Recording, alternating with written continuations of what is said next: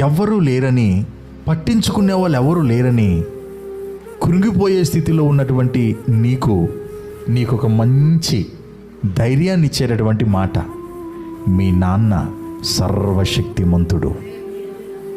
అయ్యా, మరి నాకు 70 ఏళ్ళు వచ్చేసినాయి, మరి నేను కూడా. నువ్వు ఆయన నమ్మావా? నమ్మానయ్యా.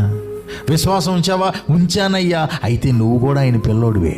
ఇవాళ తల్లిదండ్రులు బిడ్డలు చూడట్లేదని, బిడ్డలు పట్టించుకోవట్లేదని, బిడ్డలు దూరాన ఉన్నారని, బాధలు చెప్పుకోవడానికి దగ్గరలో ఎవరు లేరని అల్లాడిపోతున్నటువంటి స్థితిలో, ముదిమి వచ్చినటువంటి ప్రాయములో, వృద్ధ వయసు వచ్చినటువంటి ప్రాయములో అనేక మంది తల్లిదండ్రులు అల్లాడిపోతున్నారు.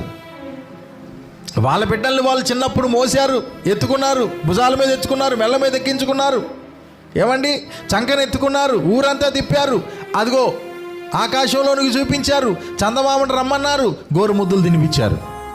వాడు కాస్త పెద్ద అయిన తర్వాత తల్లిదండ్రులకు దూరం అయినప్పుడు ఈ తల్లిదండ్రులు నిరసన వెంట్రుకలు కలిగినటువంటి వారు ఆదరణ కోసం, ధైర్యం కోసం, బాధని చెప్పుకోవటం కోసం అల్లాడిపోతూ ఉంటారు చాలామంది. వారికి కూడా ఒక అద్భుతమైన ధైర్యాన్ని ఇచ్చేటటువంటి మాట ఏందయ్యా అంటే, నీకు ఒక తండ్రి ఉన్నాడు, నాకు చెప్పుకోవడానికి ఎవరు లేరని, నేను ఒక ఒంటరి దానినని, నేను ఒక ఒంటరి వాడినని, అనాథగా బ్రతుకుచున్నాను అని కుమిలిపోతున్నటువంటి నా తల్లి, కుమిలిపోతున్నటువంటి నాన్న, ఇదిగో నీకు ఒక అద్భుతమైనటువంటి మాట ఏంటో తెలుసా? నీకు కూడా ఒక తండ్రి ఉన్నాడు, ఆయన సర్వశక్తిమంతుడు. నీకు ఎంత వయసు వచ్చినా సరే ఆయన దగ్గర నీకు తల్లి దగ్గర దొరికేలాంటి ఆదరణ, తండ్రి దగ్గర దొరికేలాంటి ఆదరణ ఖచ్చితంగా దొరుకుద్ది.